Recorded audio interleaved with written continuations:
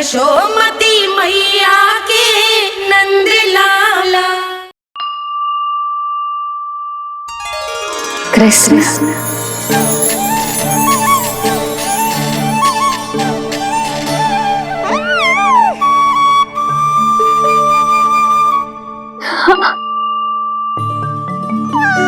और जो मानवता के शत्रु हैं उनके जीवन में ये नाम अशांति, असुरक्षा, भय उत्पन्न करेगा। पर सात्विक प्रवृत्ति के व्यक्तियों के लिए ये नाम शांति, संतोष और सुख का सूचक होगा।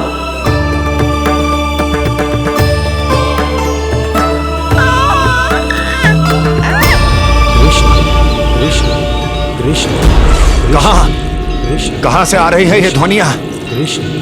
कहां से आ रही है ये ध्वनियां?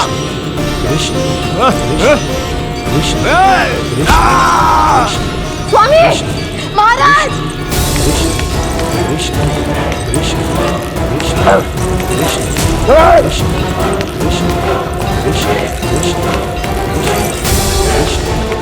कैसी ध्वनि महाराज?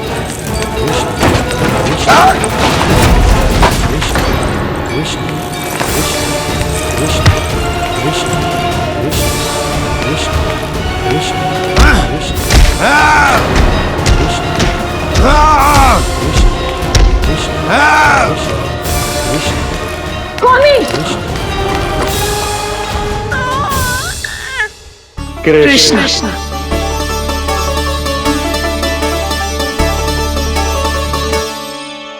कृष्ण जे नाम अनंत काल तक स्मरण किया जाता रहेगा, जय तेरी मैया का आशीर्वाद। संसार मुझे कृष्ण बुलाए या नीलमणि कहकर पुकारे, मैं रहूंगा तो बस यशोमती मैया का नंद लाला। यशोमती मैया के नंद लाला, यशोमती मैया के नंद लाला।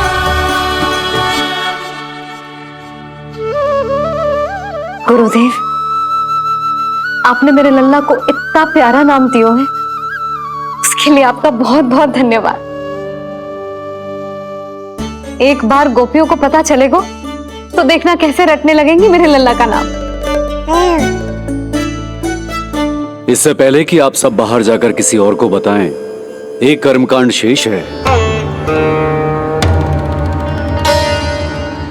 नामकरण के बाद पिता को आशीर्वाद के रूप में कुछ न कुछ उपहार बालक को अवश्य देना चाहिए।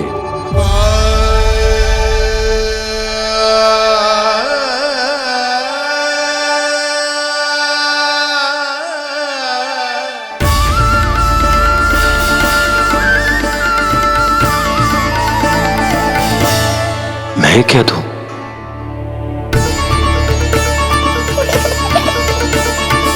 वासुदेव मेरे शिष्य हैं और उनकी अनुपस्थिति में यह दायित्व मैं निभाऊंगा।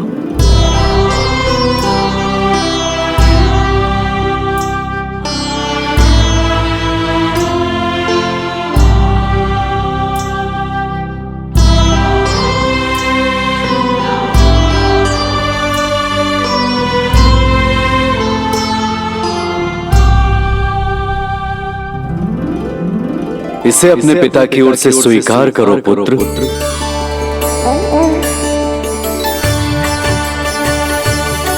कल्याण हो।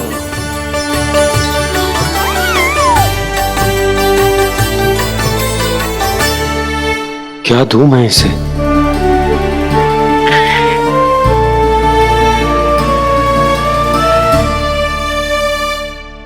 आप सोच क्या रहे हो? आशीर्वाद दो ना अपने कृष्ण को। अच्छा, सोच रहा हूं कि लल्ला को क्या दूं।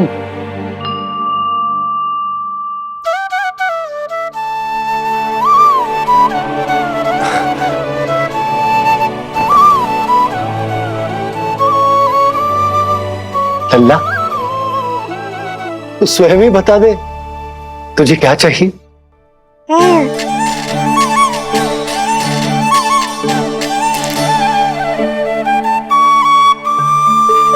देखो जी, लल्ला ने ही आपकी उलझन समाप्त कर दी।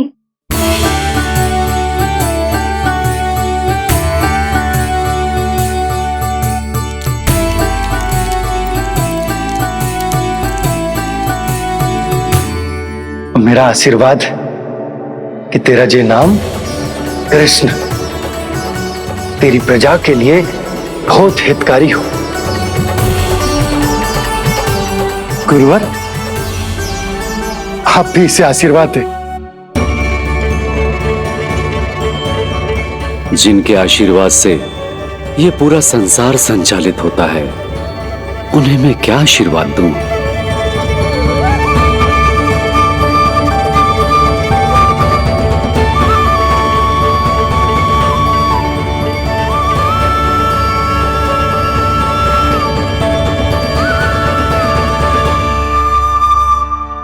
आपने तो मुझे मेरा नाम दिया है ऋषिवर। ये तो मेरा सौभाग्य था प्रभु कि आपने इस कार्य के लिए मुझे चुना। पर आपका कार्य अभी समाप्त नहीं हुआ ऋषिवर। एक विनती और है मेरी। आज्ञा दीजिए प्रभु, क्या करना होगा मुझे? बाबा को मेरी वास्तविक पहचान बतानी होगी आपको, और इन्हें इस बात के लिए मनाना होगा कि ये मैया को कभी भी मेरा सत्य पता ना चलने दे। पर प्रभु, मैं ये कैसे कर पाऊंगा? आप ही कर पाएंगे ऋषिवर, क्योंकि अब आप इस कृष्ण अवतार के मुख्य उद्देश्य को जानते हैं। बंद करो, बंद करो ये दुनिया। कौन सी दुनिया? ये दुनिया बंद करो, बंद करो। क्या सुनाई दे रहा है आप? ये शब्द तुम्हें कानों में गूंज रहा है। बहुत छोड़ दो ये। रुक जाइए। मुझे मारा।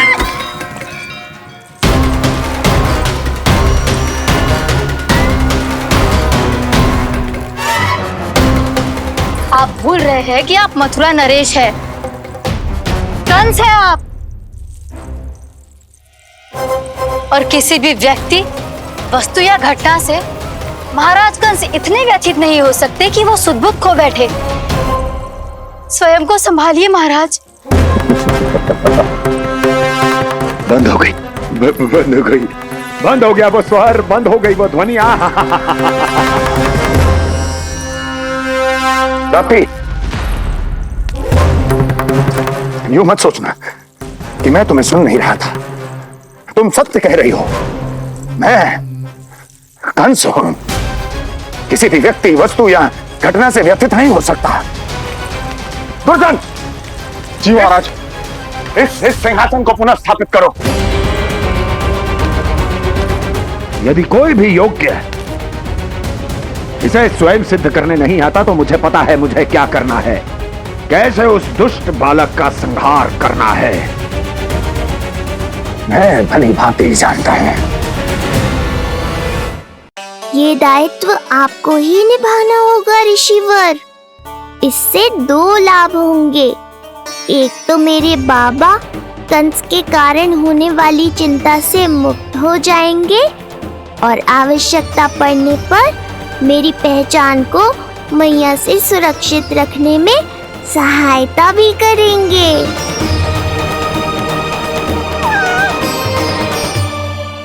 नंदराज, अब बलराम और कृष्ण दोनों को भूख लग गई होगी।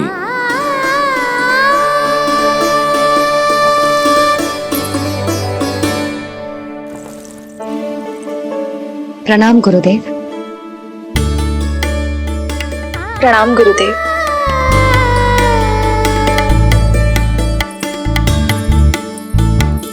गुरुदेव, अब आप भी विश्राम कर लीजिए। नहीं नंदराज, मुझे शीघ्र ही मथुरा पहुंचना है। राजा वासुदेव और रानी देवकी मेरी प्रतीक्षा कर रहे होंगे। पर इससे पहले कि मैं जाऊं, मुझे आपको कुछ बताना है।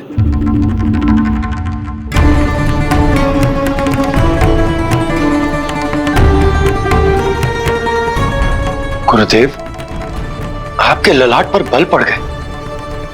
सब कुछ ठीक तो है ना? कहीं आप मुझे कंस के बारे में तो ना बताना चाहते? गुरुदेव, मैं जानता हूं कि कंस नवजात शिशुओं की हत्या करवा रहा है।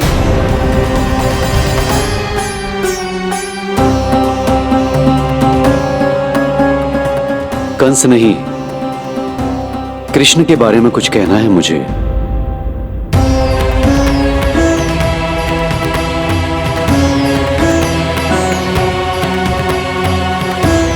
बताइए गुरुवर। मैं एक ऐसा सत्य बताने जा रहा हूं नंदराज, जो है तो वरदान, पर उसे स्वीकारना आपके लिए बहुत कठिन होगा। गुरुदेव, आप जो कह रहे हैं वो मैं समझ ना पा रहा हूं। बताइए ना।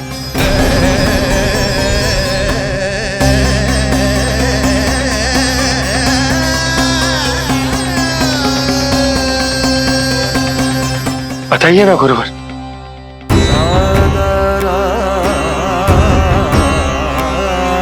सत्य यह है नंदराज, कृष्ण राजा वासुदेव के पुत्र हैं। कृष्ण राजा वासुदेव के पुत्र हैं। कृष्ण राजा वासुदेव के पुत्र हैं।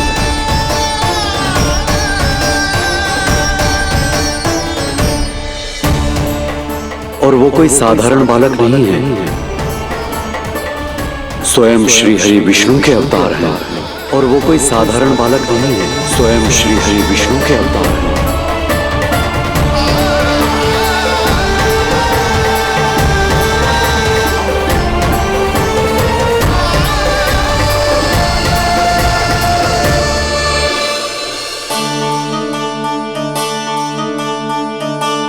कछु विचित्र लग रहा है। कौन हो तुम? मैं हूं श्री विष्णु का अवतार।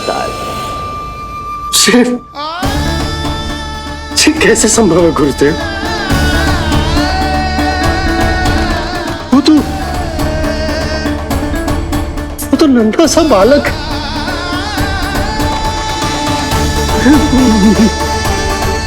वो श्री नारायण का अवतार कैसे हो सकता है? और गुरुदेव, आप ये सोच भी कैसे सकते हैं कि वो मेरा लल्ला वसुदेव भैया का पुत्र है? यही सत्य है नंदराज, पिछले जन्म में मिले वरदान का फल है ये।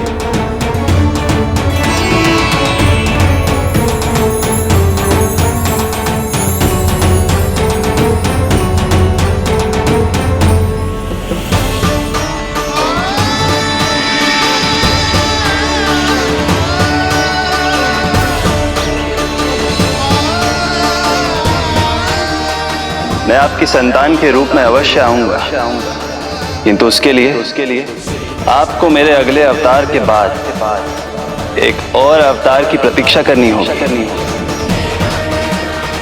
क्योंकि अगले जन्म के लिए मैं पहले ही ये वरदान माता देवकी को दे चुका हूं। इस समय मैं विवश हूं, किंतु मैं आपको वचन देता हूं, आपकी संतान बनकर अवश्य आऊंगा, अवश्य आऊंगा। प्रभु, श्री हरि को अपने सामने देखकर मेरी व्याकुलता का बांध टूट गया है। 2 जन्म बहुत बड़ा समय होता है स्वामी। अपने पुत्र के रूप में हरि को गोद में खिलाने के लिए अब मैं और 2 जन्मों तक प्रतीक्षा नहीं कर सकती। धरा!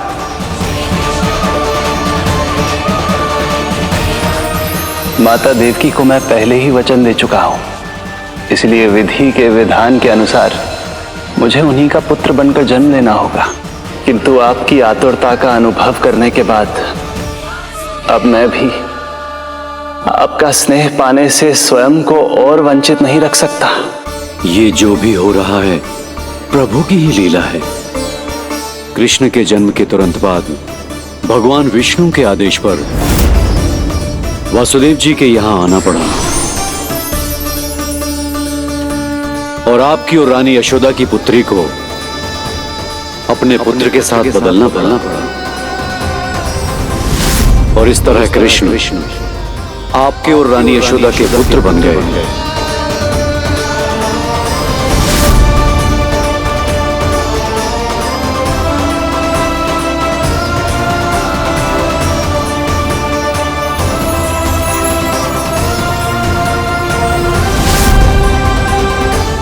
आपने सही कही थी गुरुदेव,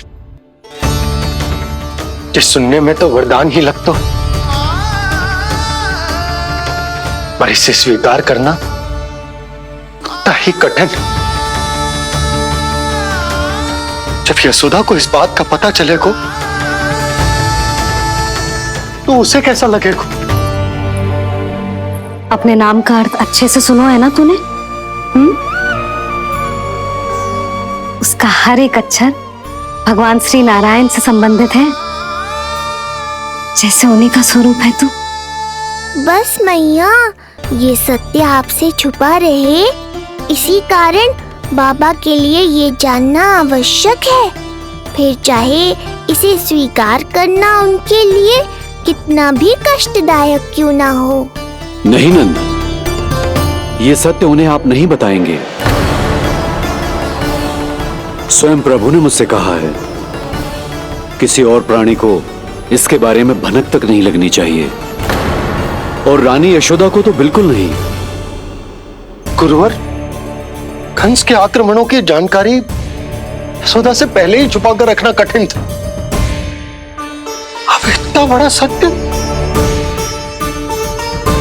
मैं यशोदा से कैसे छुपाऊंगा? आपको छुपाना ही होगा नंदराज, यही प्रभु की इच्छा है।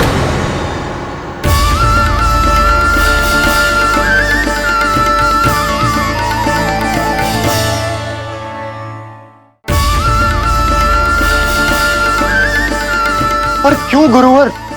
ताकि नारायण अपनी मैया की ममता का अनुभव कर पाए। यही तो उनके अवतार का मुख्य उद्देश्य है।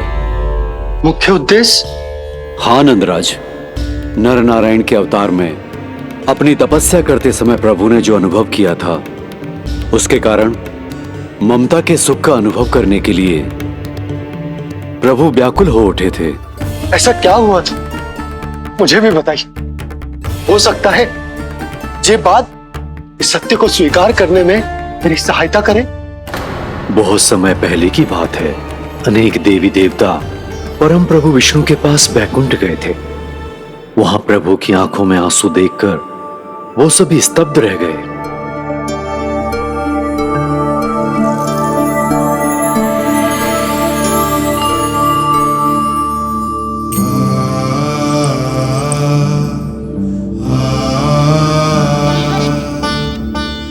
प्रभु, आपकी आंखों में आंसू?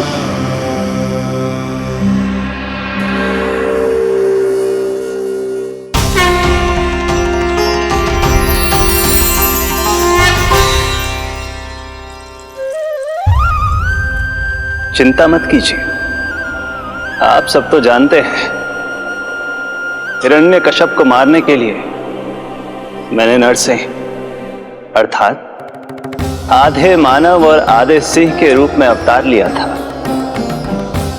उस राक्षस का वध करने के बाद नर और सिंह दोनों भागों ने अलग अलग होकर नर और नारायण के रूप में पुनः जन्म लिया। वर्तमान में वो दोनों बद्रिकाश्रम में तपस्या कर रहे हैं।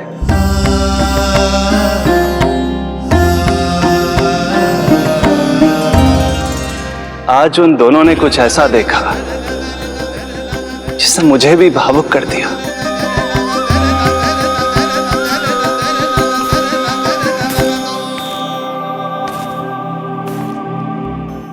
सखा, ये युवक कौन है? निकट के एक गांव के धनी व्यापारी का पुत्र है ये। प्रत्येक संध्या वन के उस पार ये अपनी प्रेयसी से मिलने जाता है और फिर रात्रि भर उस नर्तकी के साथ सहवास करने के बाद सुबह अपने निवास को लौट आता है। यदि यही इसका नित्य क्रम है, तो फिर आज ये इतने तनाव में क्यों है?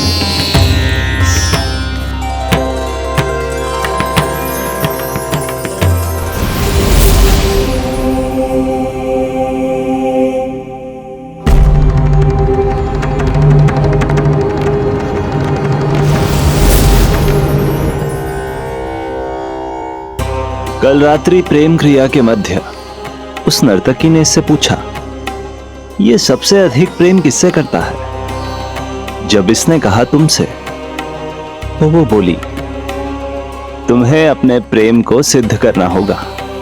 अपनी मां के हृदय को उसके तन से अलग कर मुझे सौंपना होगा। मां का हृदय?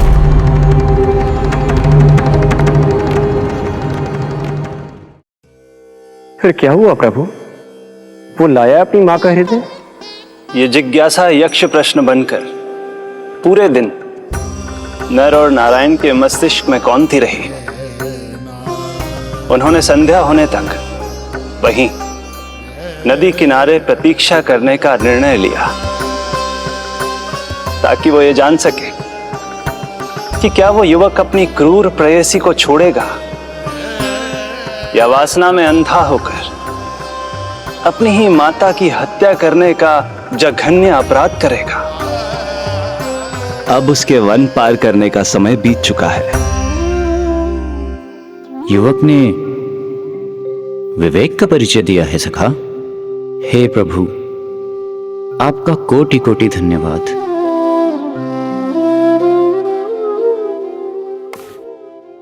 सखा,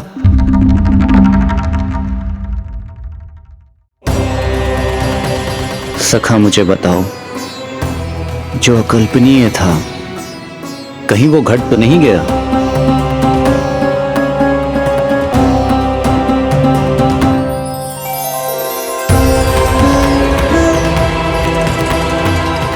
जब इस युवक की मां को इसकी प्रेयसी की क्रूर मांग के बारे में पता चला, तो जो उसने किया वो इस समस्त संसार में केवल एक मां ही कर सकती है। बस इतनी सी बात?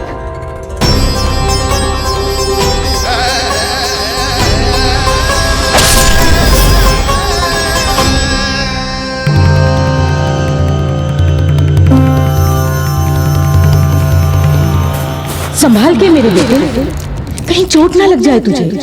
संभाल के मेरे बेटे, कहीं चोट ना लग जाए तुझे। संभाल के मेरे बेटे, कहीं चोट ना लग जाए तुझे। ये तो उसकी मां की पुकार है। मां, मैंने क्या कर दिया मां? मां!